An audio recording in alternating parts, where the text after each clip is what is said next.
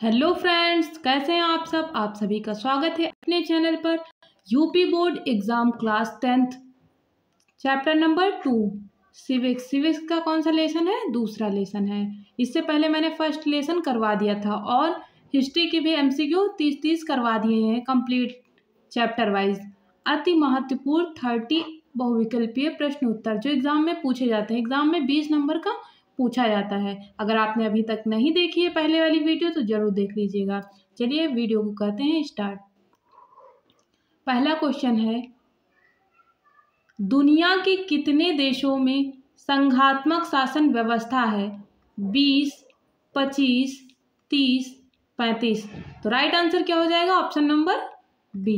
क्या हो जाएगा? Option number B. 25 देशों में संघात्मक शासन व्यवस्था है। दूसरा प्रश्न है,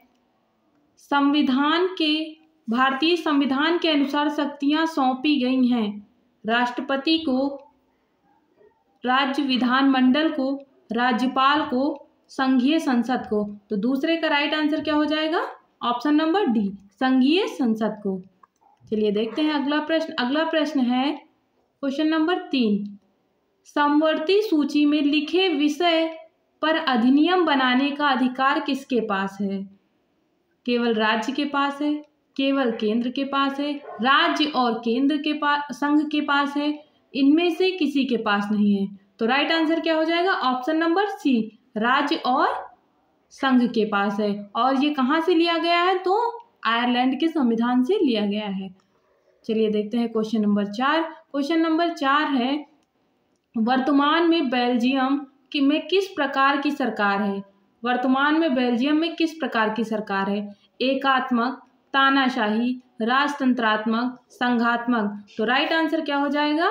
चौथे क्वेश्चन का राइट आंसर हो जाएगा ऑप्शन नंबर डी, संघात्मक सरकार है। कौन सी सरकार है? संघात्मक सरकार है। चलिए देखते हैं क्वेश्चन नंबर 5।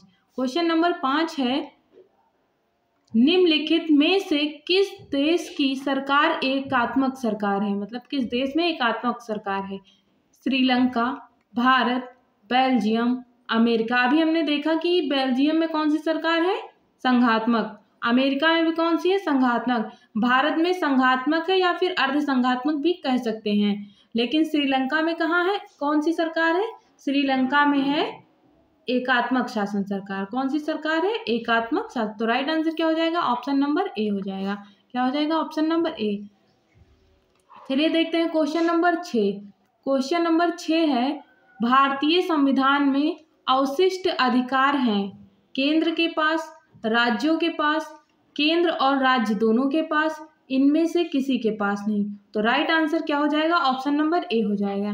क्या हो जाएगा? ऑप्शन नंबर ए हो जाएगा। केंद्र के पास अवशिष्ट शक्तियां हैं। क्वेश्चन नंबर 7, पंचायती राज। क्वेश्चन नंबर 7 है कि पंचायती राज विषय है, किसका विषय है? केंद्र सूची में, राज्य सूची में, समवर्ती सूची में, या इनमें से कोई नहीं। तो राइट आंसर क्या हो जाएगा? 7वें प्रश्न का राइट आंसर हो जाएगा बी, ऑप्शन नंबर, राज्य सूची का विषय है। किसका विषय है? राज्य सूची का विषय है। चलिए देखते हैं क्वेश्चन नंबर 8। क्वेश्चन नंबर 8 है, निम्नलिखित में से कौन सा विषय समवर्ती सूची में है?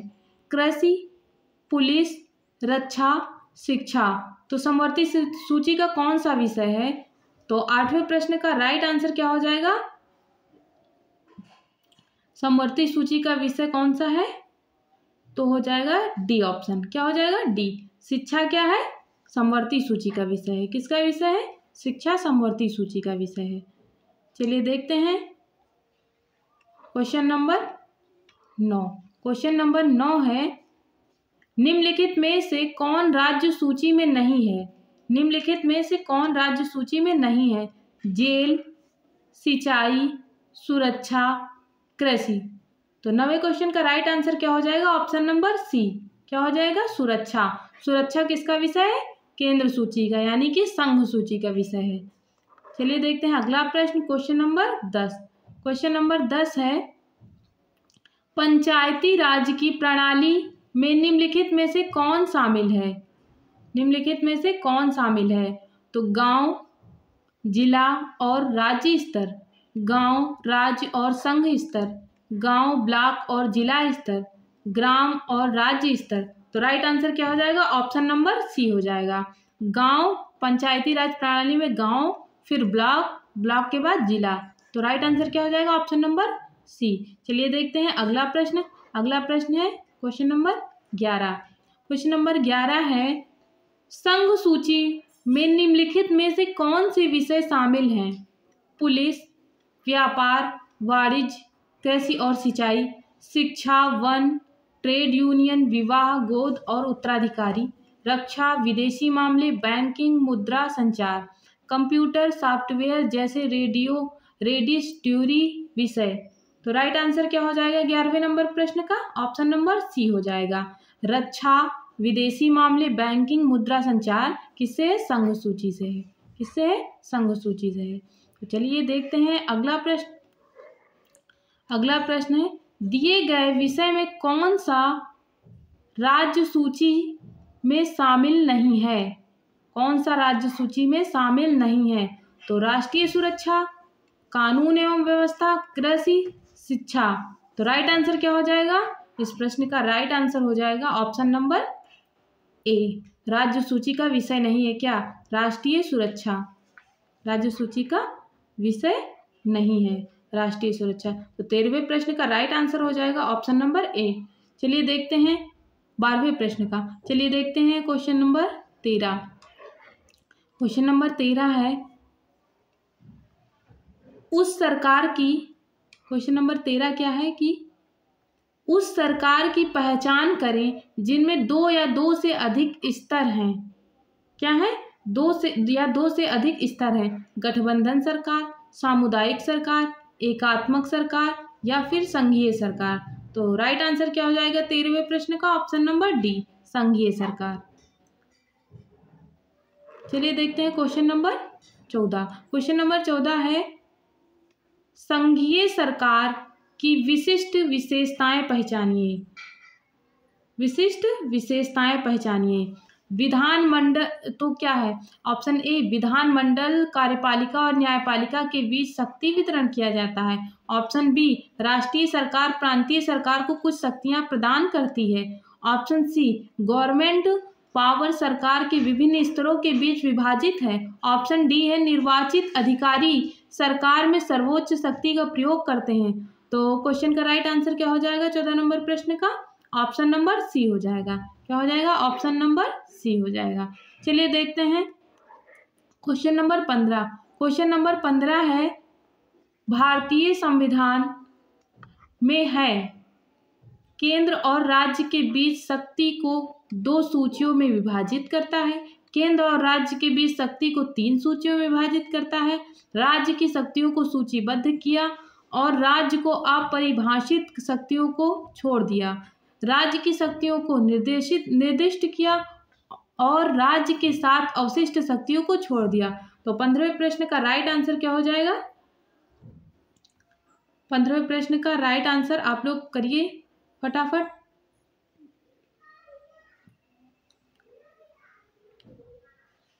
क्या हो जाएगा? बी हो जाएगा। ऑप्शन नंबर क्या हो जाएगा? ऑप्शन नंबर बी हो जाएगा।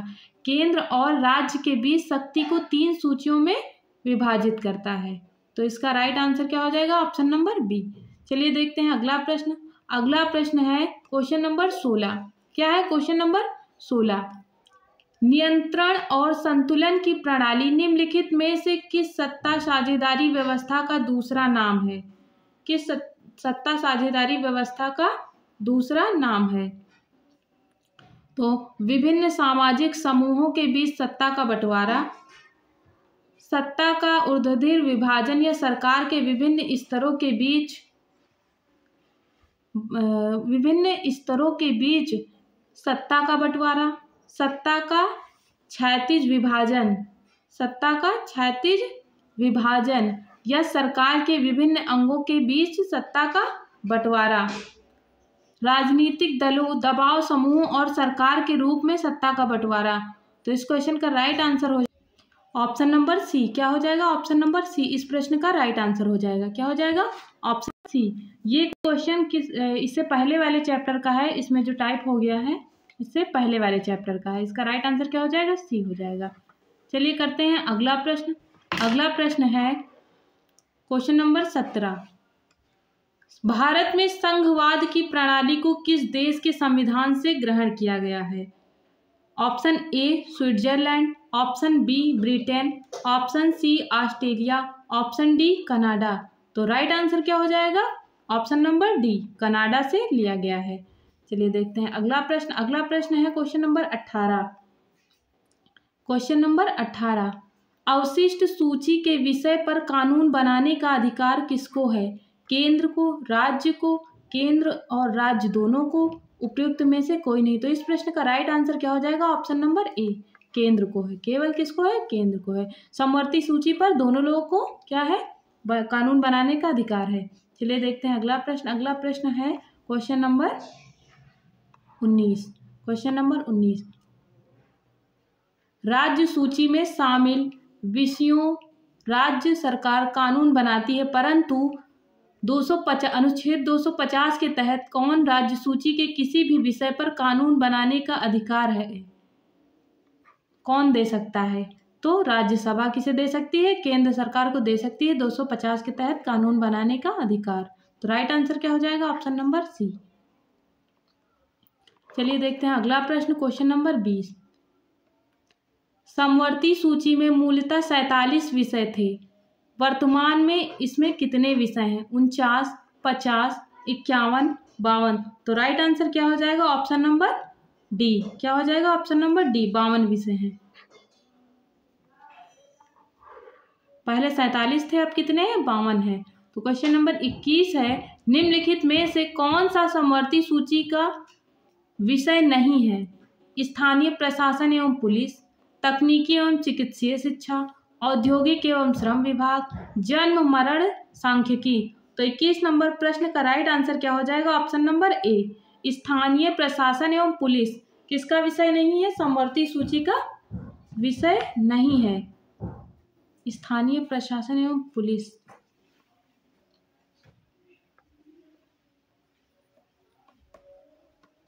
तो ये किस सूची का विषय हो जाएगा? ये राज्य सूची का विषय है। चलिए देखते हैं अगला प्रश्न। Question number 22। क्वेश्चन नंबर 22 है, किस अनुच्छेद के अनुसार राष्ट्रपति द्वारा राष्ट्रीय आपातकाल घोषित किए जाने की स्थिति में संसद को राज्य सूची में वर्णित विषयों पर कानून बनाने का अधिकार प्राप्त हो जाता है? तो ऑप्शन है अनुच्छेद 245, अनुच्छेद 248, अनुच्छेद 250, अनुच्छेद 256। तो 22वें प्रश्न का राइट आंसर क्या हो जाएगा? ऑप्शन नंबर सी, अनुच्छेद 250। चलिए देखते हैं अगला प्रश्न। अगला प्रश्न है कि राज्य सूची में वर्णित व्यापार तथा वाणिज्य पर कानून बनाने के लिए राज्य विधानमंडल में विधेयक पेश करने के पूर्व उस विधेयक पर राष्ट्रपति की सहमति आवश्यक है? मुख्यमंत्री की सलाह पर, राज्यपाल आवश्यक समझे तो, नहीं, हाँ। तो 23वें प्रश्न का राइट आंसर क्या हो जाएगा? ऑप्शन नंबर डी, हाँ। क्या हो जाएगा? ऑप्शन नंबर डी, हाँ। चलिए देखते हैं अगला प्रश्न। क्वेश्चन नंबर 24, वर्तमान में राज्य सूची में 61 विषय हैं, तो मूलतः राज्य सूची में कितने विषय थे? यानी अभी 61 है, तो इससे पहले कितने विषय थे राज्य सूची में? तो 66, 68, 63, 62। तो 24वें प्रश्न का राइट आंसर क्या हो जाएगा? ऑप्शन नंबर ए, इससे पहले कितने थे? 66 थे। चलिए देखते हैं क्वेश्चन नंबर 25। क्वेश्चन नंबर 25 है, भारत का संविधान किन अनुच्छेदों के द्वारा केंद्र राज्य प्रशासनिक संबंधों को स्पष्ट करता है? तो ऑप्शन है 250 से 56, 256 से 63, 256 से 65, 256 से 278। तो राइट आंसर क्या हो जाएगा इस प्रश्न का? ऑप्शन नंबर बी, 256 से 263, ऑप्शन नंबर बी। चलिए देखते हैं अगला प्रश्न। अगला प्रश्न है क्वेश्चन नंबर 26। क्वेश्चन नंबर 26, संविधान के किन अनुच्छेदों में केंद्र तथा राज्यों के बीच राजस्व के स्रोत को स्पष्ट विभाजित किया गया है। तो अनुच्छेद 256 से 63, ये वही प्रश्न है क्या जो रिपीट हो गया है? 257 से 278, 264 से 291, 264 से 286। तो इस प्रश्न का राइट आंसर क्या हो जाएगा? 26वें नंबर प्रश्न का राइट आंसर हो जाएगा ऑप्शन नंबर बी, 257 से 278। संविधान में किन अनुच्छेदों में केंद्र राज्यों के बीच राजस्व के स्रोतों का विभाजन किया गया है? तो राइट आंसर क्या है? Option number B. चलिए देखते हैं अगला प्रश्न। अगला प्रश्न है, निम्नलिखित में से कौन सा संघ के प्रमुख राजस्व स्रोत के अंतर्गत नहीं आता? तो इसका राइट आंसर क्या हो जाएगा? ऑप्शन नंबर ए, बी, सी या डी। कृषि भूमि को छोड़कर अन्य संपत्ति पर आपदा शुल्क, रिजर्व बैंक तथा शेयर बाजारों संबंधी शुल्क, सीमा शुल्क या कृषि भूमि पर कर। तो 27वें प्रश्न का राइट आंसर क्या हो जाएगा? Option number D. क्या हो जाएगा? कृषि भूमि पर कर। ये किसके अंतर्गत नहीं आएगा? संघ के। ये राज्य सूची का विषय है। चलिए देखते हैं क्वेश्चन नंबर 28। क्वेश्चन नंबर 28 है, निम्नलिखित में से कौन सा राज्य के प्रमुख राजस्व स्रोत के अंतर्गत नहीं आता है? निगम कर, व्यक्तिगत कर, भूमि और भवनों पर कर, बिजली की उपयोगिता विक्रय पर कर। तो 28वें प्रश्न का राइट आंसर हो जाएगा ऑप्शन नंबर ए। क्या हो जाएगा? निगम कर। क्या हो जाएगा? निगम कर। चलिए देखते हैं क्वेश्चन नंबर 29। क्वेश्चन नंबर 29 है, नए राज्यों के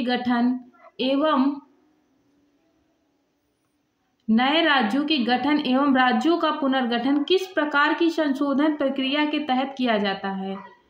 संसद के विशिष्ट बहुमत द्वारा, संशोधन की प्रक्रिया द्वारा, संसद के विशिष्ट बहुमत और राज्य विधानमंडलों की स्वीकृति द्वारा संशोधन की प्रक्रिया, साधारण विधि द्वारा संशोधन की प्रक्रिया, उपयुक्त सभी। तो 29वें नंबर प्रश्न का राइट आंसर क्या हो जाएगा? ऑप्शन नंबर सी हो जाएगा। ऑप्शन नंबर सी, साधारण विधि द्वारा संशोधन की प्रक्रिया। चलिए देखते हैं लास्ट प्रश्न, क्वेश्चन नंबर 30। क्वेश्चन नंबर 30 है, मौलिक अधिकार एवं नीति निर्देशक तत्व से संबंधित अनुच्छेद में संशोधन किस प्रक्रिया द्वारा होता है? साधारण विधि द्वारा संशोधन प्रक्रिया, संसद के विशिष्ट बहुमत और राज्य विधानमंडलों की स्वीकृति द्वारा, ए और बी दोनों। संसद के विशिष्ट बहुमत द्वारा संशोधन की प्रक्रिया। तो क्वेश्चन नंबर 30 का राइट आंसर क्या हो जाएगा? ऑप्शन नंबर डी, संसद के विशिष्ट बहुमत द्वारा संशोधन की प्रक्रिया। क्या हो जाएगा? Option number D. तो फ्रेंड्स, आप लोगों को वीडियो कैसी लगी है? अगर वीडियो अच्छी लगी है तो लाइक करिएगा, सब्सक्राइब करिएगा, अपने दोस्तों को शेयर करिए। ऐसी ही वीडियो को देखने के लिए बने रहिए। और यूपी बोर्ड से अगर आप हैं तो आपके लिए ये वीडियो बहुत ही हेल्पफुल है। और चैनल को सब्सक्राइब जरूर कर लीजिए। Thank you.